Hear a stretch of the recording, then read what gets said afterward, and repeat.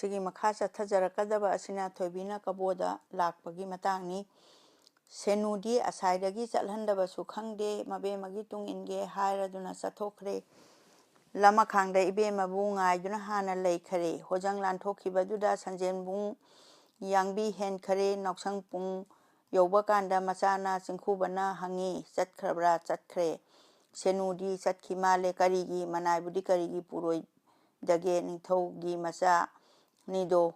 kumin chana lupa likon suna puki haina khumi mamana chingkhubana adudi loi thabadi thoktare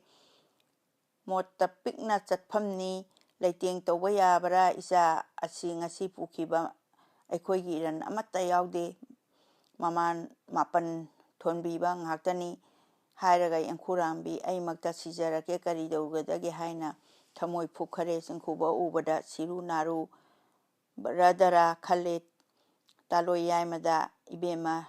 nache se siru naru dunane arembada tokhini nangna kupna senauko haina lona sinare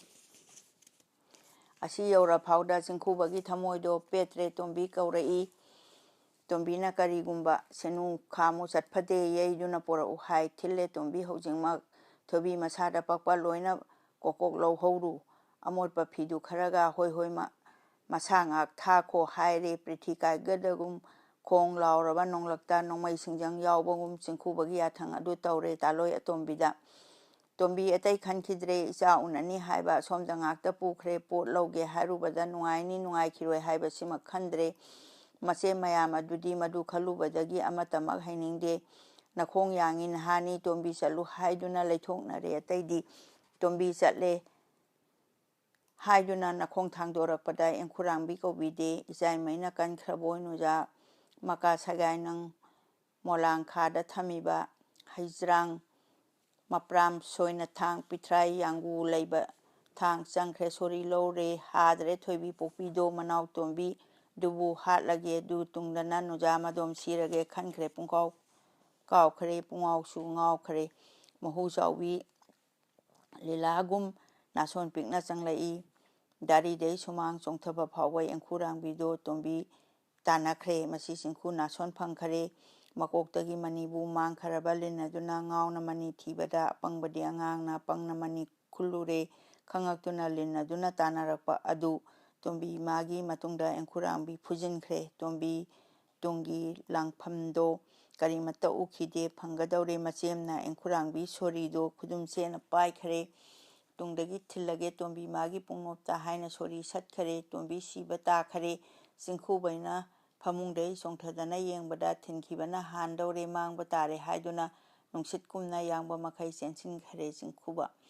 taloi engkhurangbibu sukon kole tungdagi phare chingkhuna hana sori mulle hundokle chingkhubana karigino adum hongnabara hai thado dat nangi thadokpiu kaidogei thadoktare taloibu nupa pangan kanbana nuja magi khudani supai oina phajankhre taloi tombi di khangdri macha tabu tanakhi hana lakna yengamde nungsitkumna paikhari engkhuram bi saubana malem thakta tu khare tharo kangdrum onbagum taloi madi kapkhare matawadu ubada chingkhubado wa khare sarathaja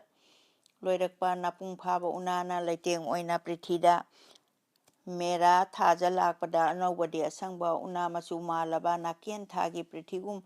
madom marai chairabi malem prithi oirabi engkhurangbi taloibu chingkhubana ningthina loglog sana konkhatle phera thakta pamduna mitapibu taduna taloi mapau melakle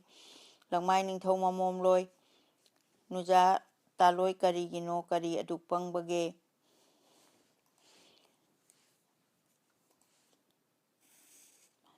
poksabi nura isa ibema thoibi kobi isa se gunyamna hen man khare ipa chadre nang aigi napan khara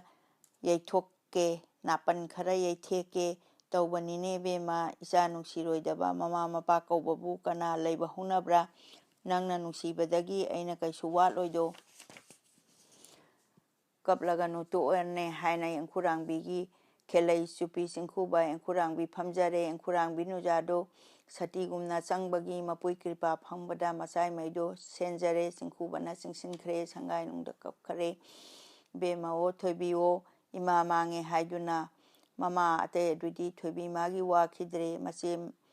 adubu yengbada leiba ngamnakidare loibi mana niklaga pamen singna haibagum lengamdare mayamdo kochen oina chenare khangna khare mayamdo matam asida Thoibi di ipan ningthau ima han tari roiko makoidi tauraga ehapu khambiradra makoina panthau mana machani amung nungsirak-tuna chatpagum le thoure Thoibi lao haiduna khambi gadara ima laklaga ima warau redako sengai khoimu oibado lamja inamagi ibema kainare ko ehakti mawon khalai momnu sainon itai kha pina pungcho chotuna khongka makalam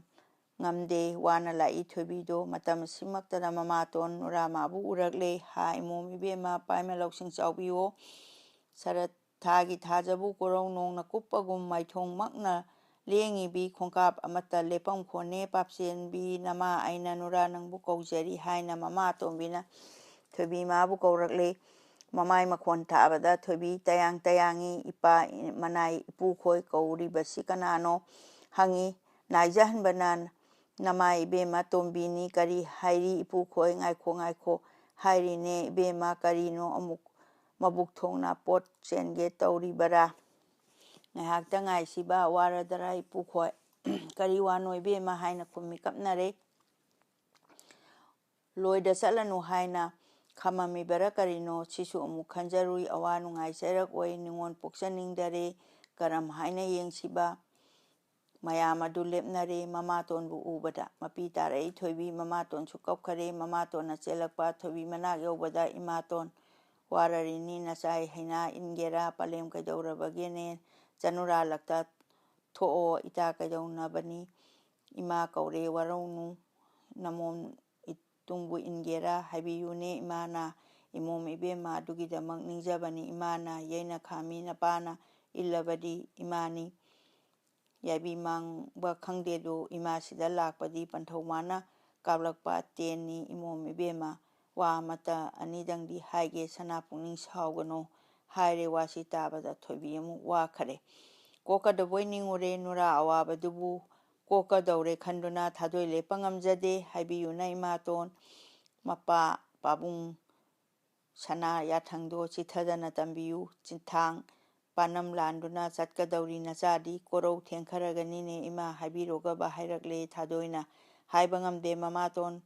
Thoibi sangtrik yengduna kapi mamaton duna matau adu ubada nupa 15 do thaba khudum suduna kapi kari hairak lagani haiba ngainei phatta thodok mamangda dhummaketu ubagum mayam adu unare tanja sida asingba naijahanba mapuna ibematon kongai hayu kongai ama ka uko mapu yathangni haina panghaida so haiganu khalladuna makhoise pamni kangsa khoigi jatni do haire naijahanbado tamusanu matani kalakpena sauna hai Thoibina ipai manai ipu ogle hai heide ningthaujuba rajadi laini haibada ipu landabadi macha machini ningthaujuba rajadi laini haibada ipu landabana machini nasu aina kaboda sida lai ningbiyu ko khuman lamja mangdaba hairamlaga ibema naijahanba konduna nongkhongbagum kapkhare mamaton do wa khare kari nungi laklaba khalle mamagi mabukta imaton hairo haina taksilakladuna haire ibema sini dolai thanamu haido hai hairakpaga thinde leibakdang thadare lehoros se hairei dolai puba manaida imaton asidara senu su hairei senu lehoro ita waruganu marukloi imai waba ko hauko imana kaurak ningak matamda ima ai lei haiduna yangdau chanbi khumu ibema lep labara matagi ibema lehoro ita ibema lehore yamna warabarane itana nai ai ware ibema waruganu kawbara kawde kaidei kawdage kawnu ita lehore phare lengu hainare Thoibi amu imaton kari haibiyu ibema imana karam Thoibi aibu haisige imaton hayu nangna chitharaga horendi yebini do pabungna ibema sana lupa laitengpot makhaidu phisulon suthanamu amotpadi phi kharadang puduna lengkho haido yamna phare lehoro haina maja ibema lokthokpire loinamak Imaton kari watli haina Saroj hairei imom ibema napana chithaganu haibagi haigadaba mangaido hairamaga mamaton haiba ngamdre tumin lei mayamdusu sauningi khara hairabadi ko matkok losillo masidi nupa kaubadi mana mairong yaraga kaisu thoina thiroise purei tahauredo haidokpasu yabani khudob ama phawbabu paktre kari matauno haina singnai haina ningnai haina nungaina de mayamdo imaton kari watli haina Saroj hairei imom ibema napana chithaganu haibagi haigadaba mangaido hairamaga mamaton haiba ngamdre tumin lei mayamdusu sauningi khara hairabadi ko matok silo masidi nupa kaubadi mana mairong yaraga kaisu thoina thiroise purai tahauredo haidokpasu yabani khudob ama phawbasu paktre kari matauno haina ningnai mayamdo naijahanba sauduna wabungange taubada mapa mapung phasanu khalladuna haidare imaton hairo thengkhre hairakpada mamana thobi atai natedo nura nangi nasika thanamu do haire ibema thobi saw khare kari wano imaton ipan imhan ipana aibu pokpi imana piba nate sabadi aigi lanchu nate do lairaba ibungo khuman mana pibani sana sina mangbada aibu mange khanguko sana sina lairi makai khamba aidi lairi ko khanguko thadoi haiduna wasaknaba posakni pabung hapke hairaga imatona hapkera ima kaubiganu ko pot asina manglaga panthomana mangbara thobi aina sibara amadi thokani se lahoro haiduna sauningbana henjile mamatongi thabakta tharuraga sanado thaktoktuna uphunda takhre yengba udare mamatona thibada phangdre thobi yengduna ibema sana takhre khusinaba sunate samna hairei thobi mapai manaising yengludana ipukhoi halloi khoisu aisu chatlaroi sembi loifam yauraroi sida pranchi tharage pokte haina taumale pabung yathang oisanu chitha phaina imade sana adu manglaga lamja thawai manglani haijaraba maktada ngasi numit asida imai pran adu lauraga siminage pabunga haire thobi ibema khangchet machi langduna nurai sori makhuchu thangle mabu satkare khongpham adu thinbada moirang ningkhaiga daure thangjing singdon hairakle mayam adu ngaknare mange karino mana khare pakhatle naijanba ngamba thadoi gunbu khangbana mangba tare haiduna chongsin khare pharure mange sana karino haina thadoi lekphre pai manai ipukhoi ngasi numit asida thiu palem imana mangba sana mangba yade ko natrabadi yaroi ko haina ibema leple mayam leiri apumba kinabana niknare mama tondo baligi uda punba hamengum matu ipon khare mayam sor nakami phul laktagi phangjare sana adu phangbada imaton sawiganu haina mama khorami bema ima saude haijai puro haiduna sinare mama tonga senuga ani duna halamiba potsingdo senu halhoro ita haina senu kapi ita senu kapkanu nu hai ibe mana karigino nokthu haina thobi noglai senu kapnok noglai thobi makhong thang khare maithong thangba yadare thobi makhong thang khare makhong thangba yadare senu mamaton ani thadoi hanna yengjari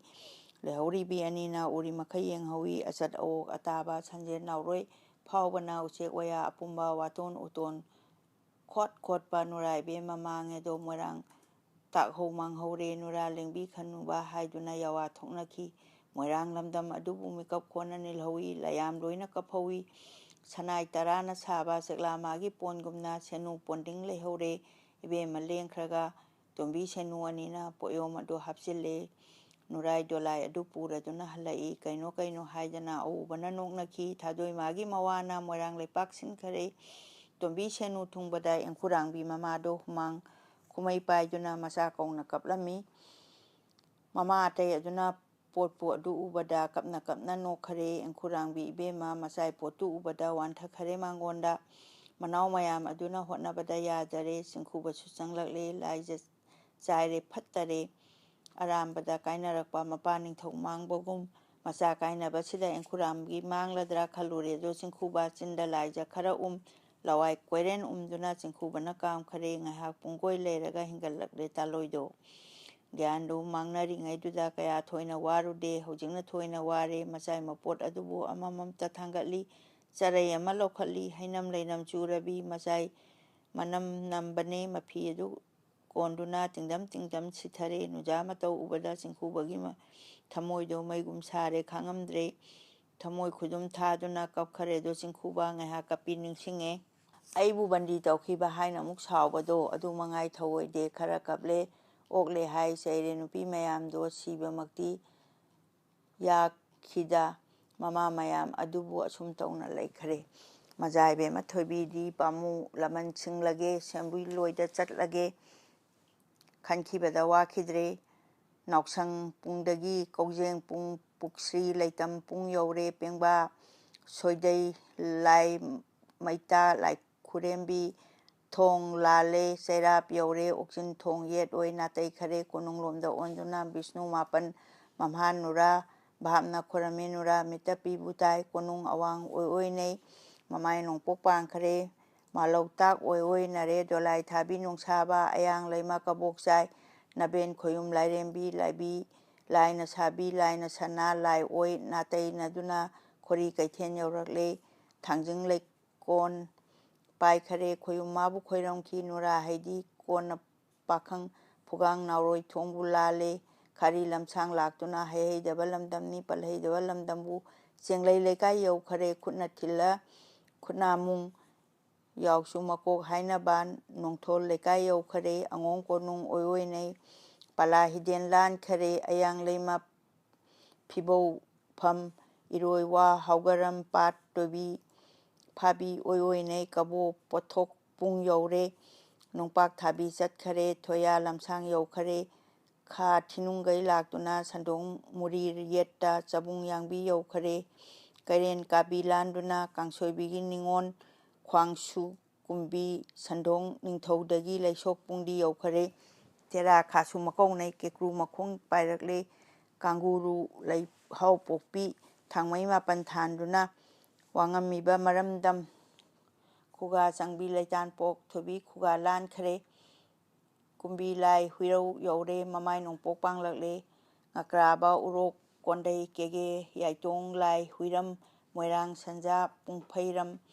lemlen hautak yet oina ujek thubi yau khare maram phumlon chattuna ungam soi yau oi nare kheba punglen yau khare mathanglengi pung mathakta phamibadu urakle mafam asimatada mapa manai ipu khoi ngahak pothabi khisiba ibema yamna phare chathoktana chatpagi wararini haiduna pukhongduda pothare chare leiba puthoknai ibemana mapu osibu kari lamnone naijahanba mapuna ibema sana pung ase kheba pung haibaduni kheba pung haibadi kaino kaken mingamba haiba chekladuna jibabu chai pharaga sida khekna khongi haibagum khekna pung kawi sina kheba pung bu haibadi topa mingthon amana lai nura mayam asida haurei khe haibagi khepung su kawbani ipu dudi karamno tawheibara pothaba pukhongdadi yagani pungkhongdadi yagani ipu mi ama matonda phamibasi siroidra lagi manai oirini misam oiradi sini nanai singdu oirini ipu nanai haiganu nasu ibungo maline kana ibema nasu ikopungda kaufaba kallabarane sana kalle ipu aihangna yengnaba masing yami chathokanu haiduna aina chathokhandabani ngasi adu moirangi leimaron tilagani uhei heuni haibani adudiki chatpa oirini lam yengamba oibatai taklamda boire sana horen ipuna adum taura sanu haina taklamdare na sudi chumdedana sana hal dudi takpana chumi ipu takpiu ibemana tauna phare dudi ipu nasuwa amanidang haijage masidi tambirunu mayamna horen panthau choronda nasu sibu matungda morang loksing phattedo hatpigani ipune wasakpiu mayam si mayam adu wasakle thadoi mana mathaklen khuman lamja kaurei chengau singjau khoiraba khoimuno ha khwangjengba lerang pamba khoimuo ngangau patta saktaba noti lekhang khudingi khoimu sagan tufang khap loksan pukri khudingda leirang lehi thibabu koipai paiba khoiraba ngasi koipai paibada leirang lepham khangdraboi lam natana paiduna sida khoimu karigi khongdari bana hakte khoimu hanjilakpada leirang na khong hamjabi wangon liglai laijada sasarambi thambando kaboloida tharakle leibiramba pharedo lamlanba khoi natrabadi pabira o khoiraba tamna naye khongumbi awa nungsi seisampa hari manbi mapau khol tare khuman nakonda hari manbi mapau khol tare khuman nakonda nongyai mana khumai wangon pukri da satpa lei mirai konglai banadi changamdaba leirangni leiranggunna ningthibi tangna singen satlibi srita brahma leimayon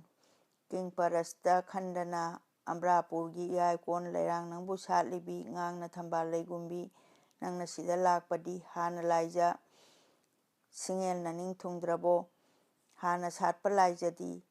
singel na ningthungdrabo landam kadaida satkege khoimum ipau menkhige leirang ngayu ibema haina kumdi kumtharakle ngai ha ngaire maraktre manai naijahanbana karinone ibema ibungo silaktena ipu haude haugalame ipu khoi kira boy amu khamthakibani adudi ma angena kamnaramno adudi amu khamthakibani adudi ma angena karamno ekoi kauge sumina khumani bungo khoidi nongai hangoiruganu misa poksu yaudedo naijahanba khurane adungai ukai kapngaida nangi misang oikiba kaurabarane hangoiganu kaujaredo tarabada ha kana kanano asonba pangal obiyu ai lakjare haiduna kheba pungthaktudagi khuman mabu kumai kanagumba amana samudragi lekhaidagi awangba chingdondagi asuk palongnungdagi sarga patal anidagi kalpanagi ayangba paiba dolai tongduna koina thinai asumna saisak tamnari areibana leina tham awatpana ngainari amai leiwong amalau sereng serang charabu longnai leikon khudingdagi handak saisak tambadi khongtek pani mamitsu mana phawba panglaba khutek pani pangdraba nungai yaifa kanagi ningthau sangai nungdagi leirang natai phawba hapnabasu urude sana lupa thamaba leirang ama khangude mina kakjeng mahungum omna tinba lamdamgi wakhan leirang macha ama thechanbasu mangoigummi mangan kanba wakhangi numit oiba mamangda sangoi hidak mapana manam phawba ngamdagum amambadi inungda kanadaba leirangni asigumba saisakni lupai chekpan koiraba mukta makhok challaba leirang makta hobada prithi thungna taraba chawa leikongi amang ata leitraba leikhan koti oiraba sanai leirang laktagi singel leisa ama phawba yauramdaba saidamni mapan ngangna chamlaba mau tingna palaba kurau mapan gumlaba khongban luklang akutpa phataraba mafamdagi urel laba mapanni leirang magun yaudraba pamjabagi pangnaba panjaruba saidani saisak makhong chadraba saidambagi saisakni saidambagi mamitni apaubana ubada lairakada oibagi patchau lamjau nataini mitna pumtam tamkhraba lamjau lampak aduda basantagi matamda kheba punggi pungkhongda mapai manai singduna laptak tawna lepnaba manjunaba phi amadi nora khangchet taikhangna manjunaraba ama il phijet ama thaduna nora khou anida sanachinggi lokkumbi sega rak ani duda thong sanaching napongum pambom ani mangda tha thamban leirik kumlabi lumang taba samlangne sainon chaine aduga maithong luktarakpadagi mangda jumjum tarakpa maithong adu yengbada nungchup thangba chingdonda korok taramdaiduda nongna kuppa numitni amubadi samlangna lutunglomda tabadi nongna muna hobagum phami kheba pungkhongda moirang achat awongna thapada yengbada paton khundon tabagi leipan thakta horaba hayu chingthrau anina pungan ngana satpagum ure thadoi mahakpu kheba pungthak adudagi nongyai chaudam sangdamba pungkhong tana kumthaba khundon lamdam kanagi mandir gumna ngauna ui pungthak mandir manungda pukhongdagi leirangdo nungsiraba murtido khujok thana katchare nura mana phamiba khuman mana kumakpa ani adu ubada manai 15 do pumam oinamam khare ꯐꯖꯔꯦꯗ ꯑꯅꯤꯁꯦ ꯈꯟꯅꯩ ꯌꯦꯡꯅꯩ ꯉꯥꯡꯅꯗꯦ ꯅꯣꯡꯌꯥꯏ ꯄꯨꯡꯈꯣꯡ ꯌꯧꯕꯗ ꯐꯝꯕ ꯉꯝꯗꯦ ꯊꯣꯏꯕꯤꯗꯨ ꯊꯝꯅꯥ ꯊꯛꯀꯤ ꯏꯁꯤꯡꯒꯨꯝ ꯃꯥꯂꯪꯕꯅ ꯂꯦꯡꯕꯗ ꯍꯛꯆꯥꯡ ꯑꯗꯨ ꯏꯍꯥꯏ ꯍꯥꯏ ꯊꯣꯏꯕꯤ ꯏꯃꯥꯅꯁꯨ ꯀꯧꯗꯦ ꯎꯁꯤꯟꯅꯗꯦ ꯈꯝꯕꯁꯨ ꯈꯨꯔꯥꯈꯣꯏ ꯑꯣꯏꯔꯦ ꯑꯩꯗꯤ ꯑꯇꯣꯞꯄ ꯑꯣꯏꯔꯕꯣꯏ ꯅꯤꯡꯉꯨꯔꯦ ꯀꯩꯗꯧꯔꯝꯃꯤ ꯏꯕꯨꯡꯉꯣꯗꯤ ꯏꯆꯦꯈꯣꯏ ꯁꯦꯅꯨꯈꯣꯏꯗꯤ ꯃꯌꯥꯝ ꯂꯩꯕ ꯑꯗꯨꯗ ꯍꯩ ꯂꯩ ꯈꯔ ꯊꯤꯁꯤꯔꯥ ꯍꯥꯏꯗꯨꯅ ꯁꯨꯝ ꯂꯩꯔꯝꯃꯤ ꯍꯥꯏꯅ ꯈꯨꯝꯃꯤ ꯈꯝꯕꯅ ꯂꯣꯏꯔꯦ ꯂꯣꯏ ꯊꯥꯔꯦ ꯍꯥꯏꯕꯁꯤ ꯇꯥꯗ꯭ꯔꯤꯕꯣꯔꯦ ꯅꯤꯡꯅꯩ ꯈꯨꯔꯥ ꯑꯩꯈꯣꯏꯅ ꯀꯧꯕꯤꯕꯕꯨ ꯀꯔꯤꯒꯨꯝꯕ ꯏꯕꯨꯡꯉꯣ ꯃꯅꯥꯎ ꯏꯕꯨꯡꯉꯣ ꯁꯅꯥꯌꯥꯊꯪ ꯏꯕꯦꯝꯃꯕꯨ ꯀꯕꯣꯜꯂꯣꯏꯗ ꯊꯥꯔꯦꯅꯦ ꯑꯗꯨꯗꯒꯤ ꯃꯅꯥꯎ ꯏꯕꯨꯡꯉꯣ ꯍꯣꯏꯗꯤ ꯏꯕꯦꯝꯃꯒꯤ ꯄꯥꯕꯨꯡꯅꯦ ꯏꯕꯦꯝꯃ ꯍꯥꯏꯗꯤ ꯀꯅꯥ ꯍꯥꯏꯅ ꯅꯥꯏꯖꯍꯟꯕꯅ ꯈꯝꯕ ꯑꯅꯤ ꯆꯤꯟꯒ ꯁꯨꯝꯅ ꯂꯩꯅꯔꯛꯄꯁꯤ ꯇꯥꯕꯗ ꯑꯇꯩ ꯑꯃꯅ ꯉꯛꯏ ꯍꯤ ꯀꯩꯅꯣ ꯋꯥꯁꯤꯗꯤ ꯃꯄꯨꯗꯗꯤ ꯉꯝꯗ꯭ꯔꯒ ꯑꯩꯈꯣꯏꯗ ꯇꯥꯏꯅꯒꯗꯧꯔꯤꯕꯔꯥ ꯍꯥꯏꯅ ꯃꯌꯥꯝ ꯀꯤꯅꯔꯦ ꯅꯥꯏꯖꯍꯟꯕꯅ ꯑꯩꯈꯣꯏꯒꯤ ꯏꯕꯦꯝꯃ ꯁꯅꯥꯍꯟꯕꯨ ꯍꯥꯏꯕꯅꯤꯅꯦ ꯏꯕꯨꯡꯉꯣ ꯀꯔꯤ ꯋꯥꯅꯦ ꯈꯨꯔꯥꯕꯨ ꯅꯤꯡꯊꯧ ꯌꯥꯎꯕꯔꯥ ꯋꯥꯔꯥ ꯌꯥꯎꯗꯦ ꯑꯩꯒꯤ ꯌꯨꯝꯗ ꯂꯩꯔꯕ ꯃꯤꯕꯨ ꯀꯔꯝ ꯍꯥꯏꯅ ꯂꯣꯏꯗ ꯊꯥꯔꯤꯕ ꯊꯣꯏꯕꯤ ꯀꯌꯥ ꯁꯨꯕꯒꯦ ꯆꯥꯎꯃꯜꯂꯤꯗ ꯀꯔꯤꯅꯣ ꯀꯗꯥꯏꯅꯣ ꯏꯕꯦꯝꯃꯗꯤ ꯁꯤꯗ ꯂꯩꯔꯦ ꯏꯕꯨꯡꯉꯣ ꯅꯪꯕꯨ ꯀꯤꯔꯗꯨꯅꯅꯦ ꯄꯤꯁꯛ ꯄꯤꯛꯈ꯭ꯔꯦ ꯀꯩꯗꯒꯤ ꯃꯍꯣꯏ ꯃꯄꯥ ꯃꯆꯥꯁꯦ ꯂꯨꯈ꯭ꯔꯕꯅꯤ ꯈꯨꯔꯥꯕꯨ ꯍꯥꯏ ꯈꯝꯕꯩ ꯋꯥꯉꯥꯡ ꯑꯁꯤꯗꯤ ꯃꯌꯥꯝ ꯑꯁꯤ ꯁꯨꯄꯦꯜꯂꯤ ꯃꯍꯧꯁꯥꯗꯤ ꯅꯠꯇꯔꯦ ꯍꯥꯏꯐꯩ ꯈꯟꯅꯔꯦ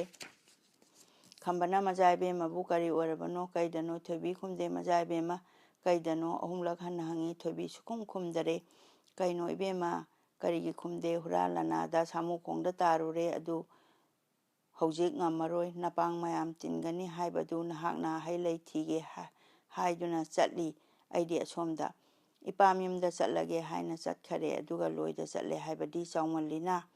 ꯀꯗꯥꯏ ꯐꯥꯎ ꯆꯥꯎꯕꯒꯦ ꯌꯦꯡꯒꯦ ꯉꯁꯤ ꯌꯨꯝꯗ ꯊꯥꯕꯔꯥ ꯅꯠꯇ꯭ꯔꯒ ꯀꯔꯤ ꯑꯗꯨ ꯎꯁꯤꯠꯇꯦ ꯏꯄꯥ ꯏꯃꯥ ꯂꯩꯔꯝꯃꯦ ꯀꯗꯥꯏꯅꯣ ꯈꯟꯕꯅꯦ ꯑꯩꯕꯨ ꯏꯔꯩꯄꯥꯛ ꯂꯩꯇꯔꯥ ꯃꯣꯏꯔꯥꯡ ꯍꯥꯏꯕ ꯑꯁꯤꯗꯤ ꯈꯨꯃꯟ ꯑꯩꯒꯤ ꯏꯔꯣꯏꯅꯤ ꯃꯣꯏꯔꯥꯡ ꯆꯥꯎꯃꯜꯂꯤ ꯈꯪꯉꯨ ꯁꯨꯝꯅ ꯆꯠꯄ ꯍꯧꯅꯕ꯭ꯔꯥ ꯂꯋꯥꯏ ꯐꯧꯒꯪ ꯄꯨꯕꯒꯨꯝ ꯐꯤꯖꯦꯠ ꯆꯛꯆꯥ ꯑꯗꯨꯗꯤ ꯂꯥꯏꯔ ꯏꯃꯥꯏꯕꯨ ꯈꯨꯕꯅꯕꯅꯤ ꯑꯁꯤꯔꯥ ꯁꯅꯥ ꯅꯁꯥ ꯄꯥꯏꯗꯨꯅ ꯆꯤꯡꯒꯦ ꯉꯁꯤ ꯈꯪꯉꯨꯗꯣ ꯈꯨꯃꯟ ꯀꯣꯅꯨꯡ ꯌꯧꯔꯒꯦ ꯅꯪꯕꯨ ꯍꯥꯟꯅ ꯊꯝꯃꯨꯒꯦ ꯏꯆꯦꯝ ꯈꯝꯅꯨ ꯂꯝꯖꯥꯁꯨ ꯑꯃꯨꯛ ꯀꯣꯟꯅ ꯀꯧꯔꯒꯦ ꯈꯪꯉꯨꯗꯣ ꯍꯥꯏꯅ ꯈꯨꯃꯟ ꯃꯥꯅ ꯉꯪꯕꯕꯨ ꯇꯥꯠꯅꯤ ꯍꯥꯏꯕ ꯈꯪꯈꯤꯗ꯭ꯔꯦ ꯊꯣꯏꯕꯤ ꯐꯥꯎꯕ ꯃꯝꯈꯔꯦ ꯈꯨꯃꯟ ꯃꯥꯅ ꯁꯥꯎꯗꯨꯅ ꯍꯧꯖꯤꯛꯁꯤꯃꯛ ꯄꯨꯈ꯭ꯔꯕ ꯃꯥꯡꯉꯦꯗꯀꯣ ꯑꯩꯈꯣꯏꯗꯤ ꯑꯉꯥꯡꯁꯤꯒꯤ ꯃꯈꯨꯠꯇꯒꯤ ꯑꯩꯈꯣꯏ 15 ꯊꯣꯏꯕꯤ ꯃꯥꯕꯨ ꯃꯨꯜꯂꯨꯕ ꯏꯇꯤꯛ ꯑꯣꯏꯗꯦ ꯀꯔꯝꯅꯣ ꯍꯥꯏꯅ ꯃꯌꯥꯝ ꯈꯟꯅꯔꯦ ꯅꯣꯡꯌꯥꯏ ꯃꯨꯔꯇꯤ ꯎꯕꯗ 15 ꯅꯤꯛꯈꯔꯦ ꯅꯥꯏꯖꯍꯟꯕꯅ ꯏꯕꯨꯡꯉꯣꯅ ꯁꯥꯎꯅꯨ ꯍꯧꯅꯗꯦ ꯅꯨꯄꯥ ꯊꯣꯛꯄ ꯈꯥꯝꯃꯣ ꯂꯥꯎ ꯍꯥꯏꯅ ꯅꯣꯡꯌꯥꯏ ꯑꯉꯥꯡꯗꯣ ꯆꯔꯩ ꯄꯨꯝꯕ ꯇꯥꯈꯠꯂꯦ ꯑꯁꯥꯏ ꯃꯈꯩꯗꯤ ꯊꯣꯏꯕꯤ ꯈꯟꯖꯥꯟꯅꯅ ꯂꯩꯔꯝꯃꯤ ꯊꯤꯔꯦ ꯊꯥꯡꯒꯩ ꯊꯦꯡꯅꯃꯛ ꯀꯔꯝꯅ ꯇꯧꯔꯤꯕꯁꯤꯕꯣ ꯁꯨꯝꯅ ꯊꯣꯏꯕꯤ ꯅꯤꯛꯈꯔꯦ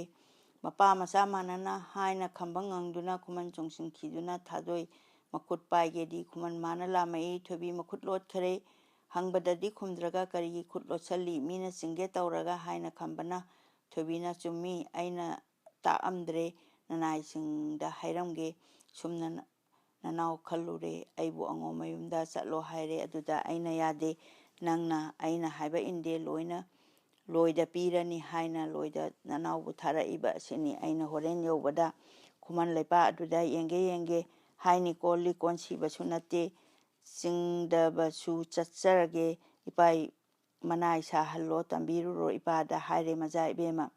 ꯅꯨꯄꯥ 15ꯗꯣ ꯀꯩꯁꯨ ꯇꯧꯕ ꯉꯝꯗꯔꯦ ꯂꯩꯔꯦ ꯏꯉꯛꯇꯨꯅ ꯁꯖꯤ ꯃꯆꯥꯁꯤꯡꯗꯨꯕꯨ ꯄꯥꯝꯕ ꯃꯥꯅ ꯐꯥꯕꯗ ꯃꯄꯥꯡꯒꯜꯗꯤ ꯂꯩꯖꯗ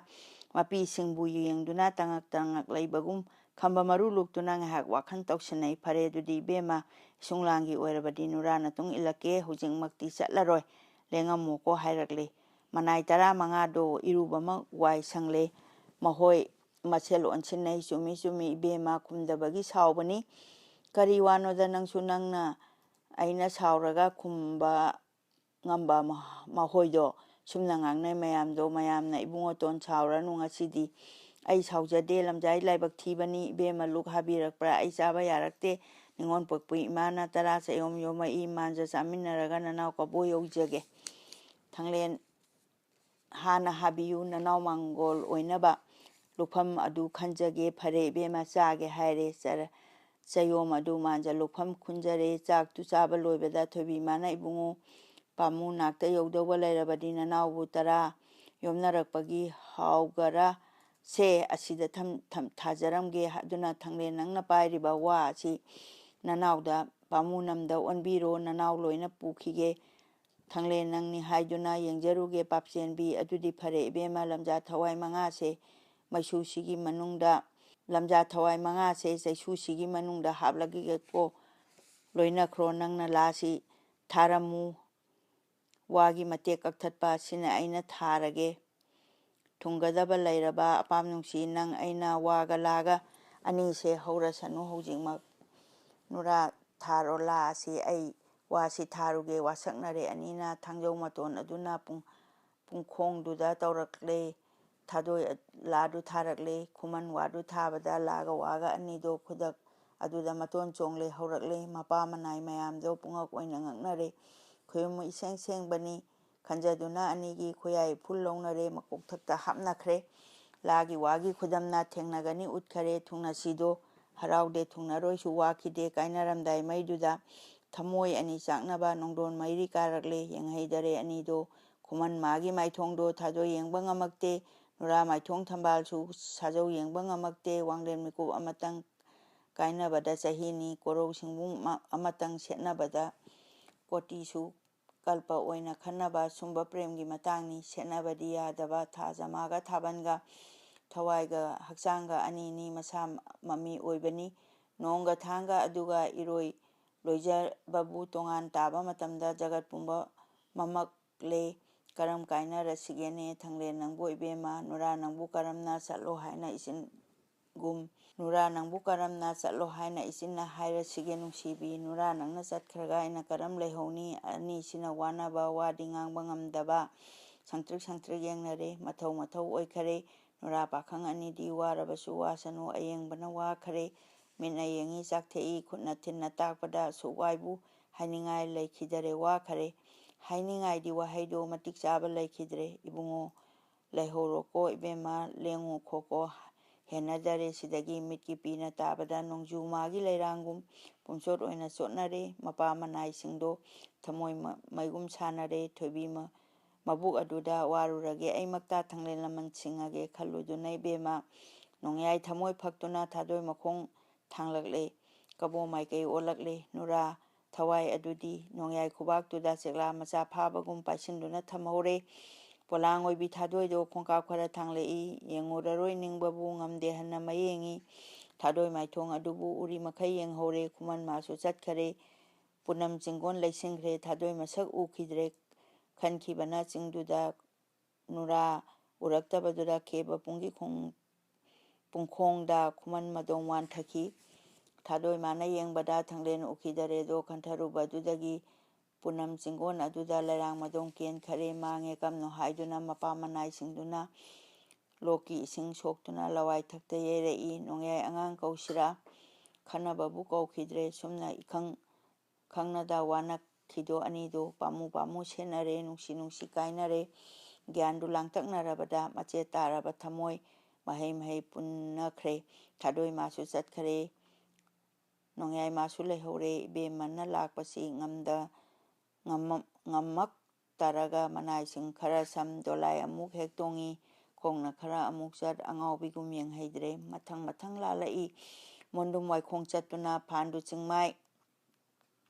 yaubada potha khare ibemanan nungthakta kakhatuna wasai nungsi thungnagadaba lairabadi nangnabune aina netpa sida petlo